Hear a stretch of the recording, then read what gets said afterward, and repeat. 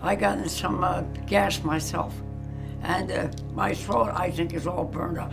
And I never told and the doctors never said a word to me about it either. So No. so your voice is hoarse now? Hoarse. All these years later because of a gas attack? Yeah, well, look, anybody thinks that war is funny, you'll find out within about 25 to 30 years, if you live long enough, exactly the suffering that you'll know from the effects of it, because it catches up with you. And it does affect you. I don't care. It will.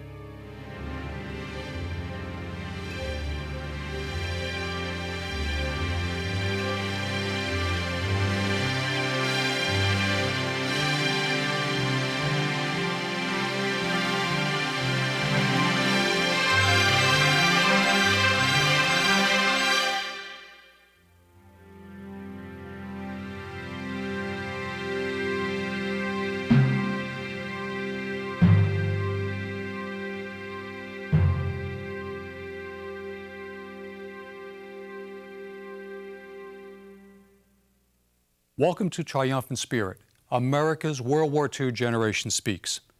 This program is a series of broadcasts featuring the stories of a generation that fought and won the Second World War. No matter how they fought the war or where, on the home front or the battlefield, each veteran featured on the program contributed valiantly to a victory that changed the 20th century. Here are their stories in their own words. They are stories of actions and deeds that not only helped shape the outcome of the war, but the very world we live in today. You know how many years you're going, but I didn't even know I was supposed to remember anything. Just the idea that when you volunteered to go to service in World War I, it was all volunteer. You either said yes or no, and you raised your hand, and out you went. And there was no questions asked. You weren't handed a gun, you were thrown one. And if you didn't catch it, you were out, so they would say, because they used to call you a cripple. Because if you didn't shoot, you were going to be shot. And you kept your nose clean or you got it cleaned. And that's the only attitude I can tell you, because that's how rough it was. All right, when you left the United States, where did you go, James? We went to England, and from there, I don't know what base it was, I forgot. It was way up north of England. But anyway, they shipped us out of there. It was, well, they call it English dew, but it was raining. And and then we got France, all it was rain, rain, rain, rain. Mud, mud, mud. Horse and wagon. No, very little mobile. Very, very little mobile. Because cars weren't then, on the make those days. As far as I can say, I don't know. All I know is a kid, I just did what I was told, and keep your nose clean. So I did. And I observed, though. And by observing, I learned a good amount of education of what war was about. I know I was going to get shot at. I know of that, which I was. But what let me out in the long run was that we got Germany. They put me aboard I don't know the name of the wagon right now, but it was drawn by 6 horses. Not a team, it was what they call 6 horses. And to pull that, it was so heavy. And it was loaded with 1 cannon, back of the wagon, and it was loaded with ammunition, with all supplies. No, very few, I think there were about 6 or 8 of us riding it. And you rode it as far as you could because it caught the mud. And finally we mired. We couldn't go any further. So that was that. So we get out and you practically slept in the mud and ate in the mud and, well, whatever. So told us we got to move on because we're going to get attacked where we were. And it was just the edge of Black Forest. If anybody knows it, we could see it. And it was so thick, it was daylight, sun hardly penetrated. You talk about rainforest, which I've been there. Rainforest, they make it look silly. But, James, the Black Forest of Germany? yeah. And we were told that we were going to get gassed. But they didn't know when or where. But the Germans were preparing to gas attack the army. So he said, well, we got to get these wagons out of here. I said, well, what are you going to do? So we tried to dig it out. And we needed the ammunition and stuff and the supplies. Couldn't do that. Tried to get another team. No, nothing doing. It just kept, it was right down over the house. It was sitting there right down. Well, anyway, I'm going to get him out, he said. I finally found out it was General Pershing himself. But he never let you know because that's the way he was. He said, I'll get him out. He said, it's going to take about 6 weeks. But he said, that's all I need. See, he must have a prediction of what was going on and how long about. He said, about 6 weeks, that'll be enough. We're going to get this out of here because if we keep sitting here, we're going to get it. Well, God must have been with him or something. He went and had 2 ships come in. There were donkeys.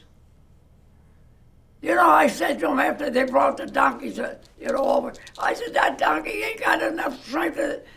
He said, you don't know a donkey. Well, here I'm 17 years old. How do I know what a donkey can do? So anyway, we hooked those donkeys up. Took the horses off. Those donkeys pulled that wagon, and I'm telling you, make a horse look like it was a baby. But I mean, they strained and that, but they knew how to handle them. And we got those wagons on. Well, we finally got into the forest. We only got in there, I forget the name of the German town now.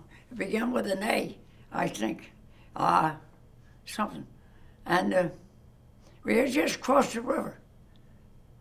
And he said, you're almost in the middle.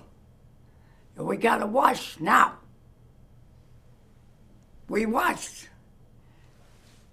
2 of my contingents, that when you're a wagon in that sergeant, you are in control of about 200 men. You got maybe 50 there, and you divide. So we divided in groups. So he said, wait a minute, I got an idea. I said, oh, you have? He said, yeah, the other sergeant. He said to me, he said, let's get more separation here. Why don't we have 2 of them? Yeah, well, I forgot whatever his name was. 2 of them, 2 groups. Go that way. You go that way. Oh, I said, well, that's no. He says, they know you're here. Here's where they'll drop it. It's doing. I said, oh. I said, I think you're smart. Said, get him. Go. I said, hey, go. I ordered him. Go that way. So I said, how far would it go? He said, well, they call it kilometers in those days. Kilometers. Kilometers and not meter, I mean, I don't know if you know, you were educated.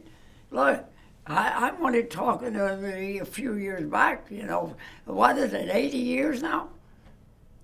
They went that way, I went that way. They walked right into the gas attack 20 minutes later. They knew we were there. I missed it by 20 minutes. James, did you ever experience a gas attack yourself? I smelled it, I saw the clouds, but the wind, we were in the wind was blowing it away, but they walked right into it. We got, I don't know, out of the 200 men, I think 75 to 80, I think I mentioned to you, I think it was 75, 80 of them, their clothes, you know what battery acid is like? You get it on, and about 2 days later, your clothes are all ate up. And that's what it was. They were ate right to the bone. There was no uniform, no nothing. Ate right off. Their skin was all burnt to crisp. That's enough, because I don't want anybody crying over the suffering that they suffered, because they suffered enough. And I saw them die, and I couldn't help them. I couldn't help them. So I just said, hey, let's go. And we went in, and of course, naturally we fought, and and it was only right after the gas attack that we did something in return, I forgot at that time, with artillery, and we sent them back to the German line, and they started giving up, because that was the end, because they figured that would really end their part of the war. We showed them that they could not kill us and get away with it. Did you ever meet the enemy face to face? And if you did, Yes, I met a few Germans, but they were same as me. He said, no. You no shoot me, I shoot you. Like that. Put your hand down. You ain't supposed to do that. But I had the 45. Well, it wasn't 45. It was similar to our, they modernized our guns after that too. They changed ours to automatic. We didn't have automatic, it was a repeater, but it wasn't automatic. Then the automatic started to come in. That was World War I. James, we're going to get you a glass of water. Want some water? Oh, I get hoarse because I've gotten some gas myself. And my throat, I think, is all burned up. And I never told the, and the doctors never said a word to me about it either. So No. so your voice is hoarse now, Hoarse. all these years later because of a gas attack? Yeah, well, look, anybody thinks that war is funny, you'll find out within about 25 to 30 years, if you live long enough, exactly the suffering that you'll know from the effects of it, because it catches up with you. And it does affect you. I don't care. It will. And it is a point that I want the people to say, yes, we got to stop war, but we cannot have anybody to beat us. You cannot. James, what was your most memorable moment in France during the war? I didn't have time to think. I didn't even have time to shave. I didn't have time to take the bugs off, even my body. I had no time to do anything except try and get out of the rain, the mud, and worry about being shot at. Shot at. Because there was no such a thing as look for the rifle, because they had tremendous artillery and that. And our size of fighting war was very short. We didn't have that much ammunition, to ship over. We only had lousy ships in those days, as you call it. Today, you wouldn't even get into a sailboat with it. But we were lucky that we had enough ships and that. In fact, 3/4 of our troops didn't go over in regular built like we had during World War II, and even now with all these modern ships that is air conditioned and butter and all that. Oh no, we went over with the what they call airliners, like what they call them, like a cruise ship that you go on a vacation with. During World War I. Four stackers. A luxury liner. Luxury liner. Right. And they pack them on. Throw the knapsack as you get going. What did you hear about General Pershing? Can you tell me what you know about General Pershing? Through the grapevine, as they call it. The word would come down. Your orders always. If you were the captain, you didn't have to tell me unless you were there. But most of the time, they would stick in a little more of the background. But they still could be shot at. Today, they don't. Today, they hide away. They're in New York, and they're fighting in Europe, I guess. But years ago, this is what you used to do. You'd be in the background. You'd be the captain of the whole damn thing, excuse my down thing. And you'd send down the word. Then we'd go through the sergeants, and then down through the, whatever. Whoever was in charge. When anybody got shot, it didn't matter the difference. You got shot, we didn't give up. Whereas the Germans, and once they got shot, they didn't know what to do. They sit there, sure. What was your worst moment? The worst moment is to try to defeat the element. That was it. It was not only the war, the fear. Well, that's, you know you're going to die one way or the other. That's exactly what's on your mind. Well, you ain't in the war to see a movie. You're going to die. That's what's on your mind. If anybody asks what a veteran thinks when he goes in service, that's the only thing he survives by. It's the fear that he's going to die. So he's naturally, just like an animal, is ready to pounce, ready to go, boy. And that's because if you don't shoot, you're going to be shot at anyway. Because he hates you more than you hate him. That's the way we say it. But I don't know, maybe it's the opposite, I don't know. But I didn't hate anybody. But I was taught that if you don't shoot, well, you'll find out. Now that's all I can tell you. Oh, you had no time. You didn't even think. There was no thinking. Oh, well, maybe ask somebody else.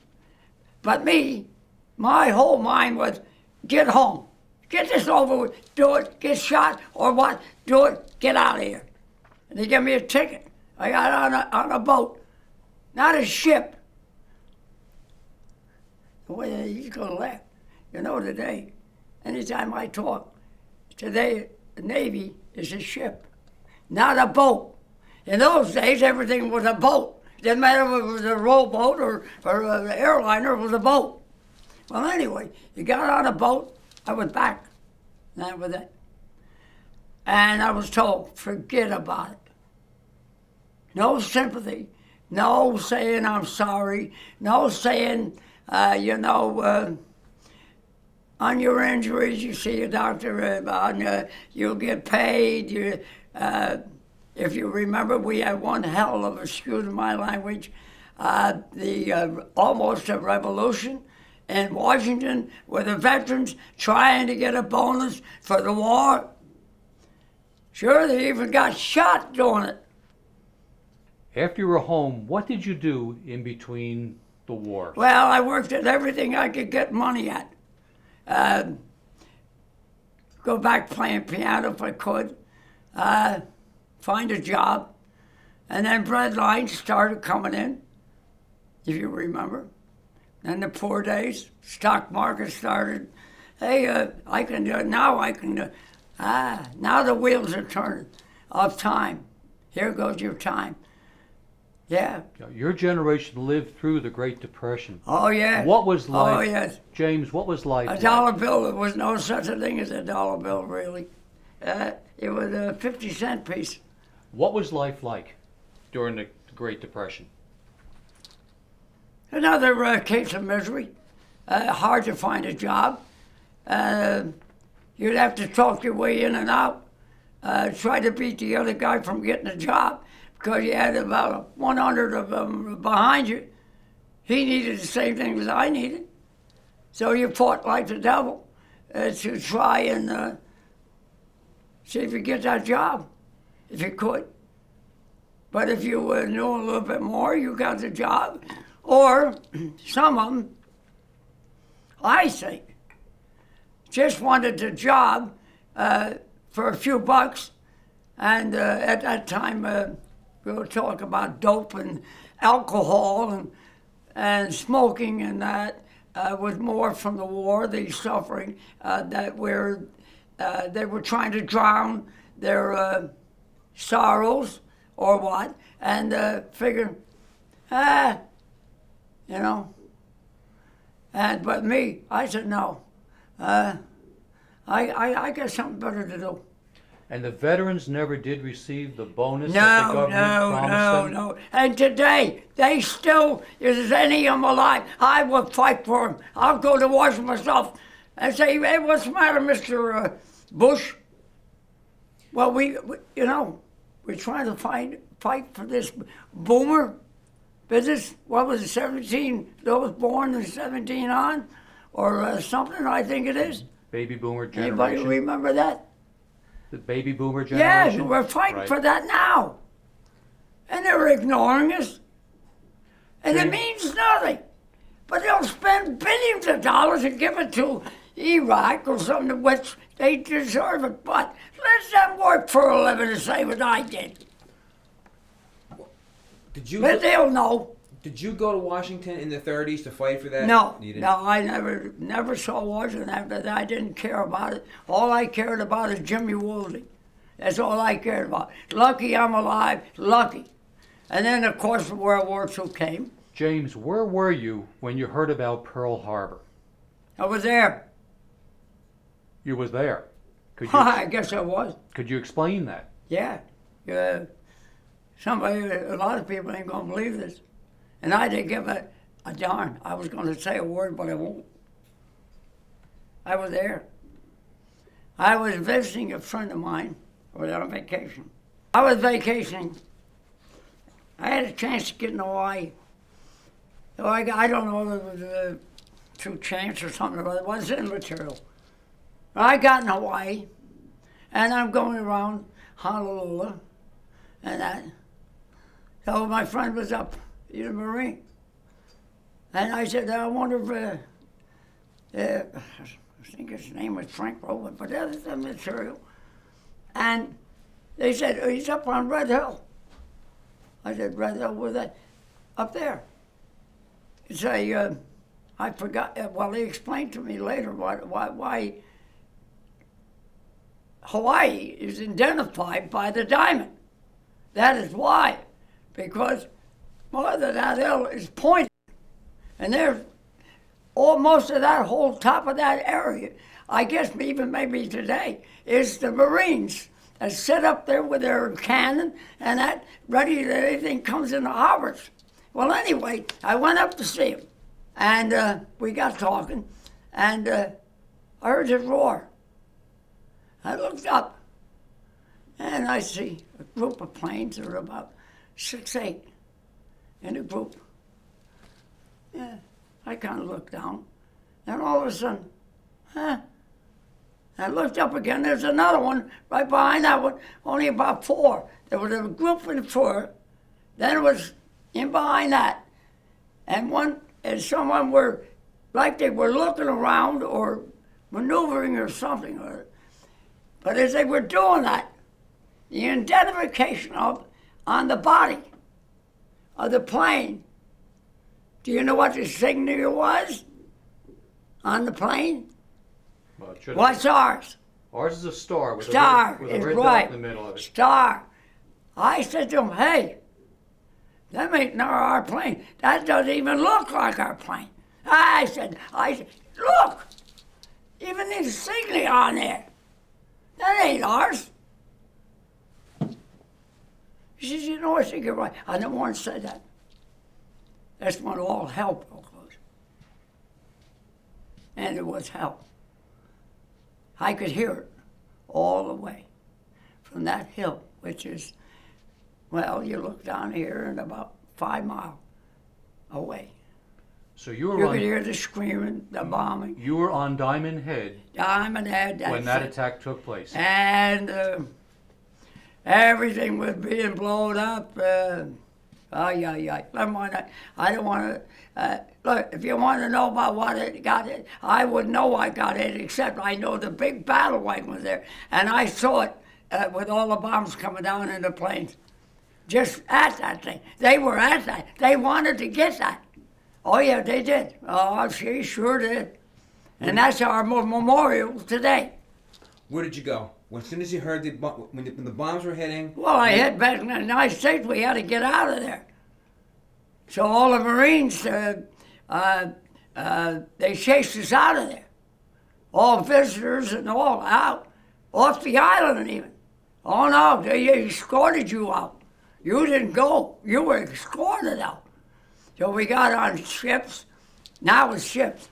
We got on ships, as we were told. Well, I didn't know it well. And that's the way it was. And James, you came back to the States? Came back to the States. And then you joined the Navy. I came back. I joined, I said to him, well, I seen enough. I think we're at war. The guy said, well, it ain't been declared yet. I said, well, it will be, just like that. And I said, I want to join. He says, well, he gave me a piece of paper with, like you gave me, or something or other, to sign. And it said on the, Army. I said, I don't want no GD Army. What are you, crazy? I said, that's enough of that. No, you got to go Army. I said, oh, no, you don't. Oh, yes, you have to. I said, did you hear me? Were you deaf or something? I said, look, I think I got a right to do what I want to do. I think. I want Navy. Well, he said, rules of right. I said, do you know what you can do with them? I want Navy. Well, he said, quiet down. I said, I'll try. Because I said, look, now you're getting me, my blood pressure's going up. Look, well, I can't do what I do. He said, look, rules and regulation, if you belong in the Army, you go back in the Army, if that's the way you want. I said, I understand that. But I don't want Army anymore. I want Navy.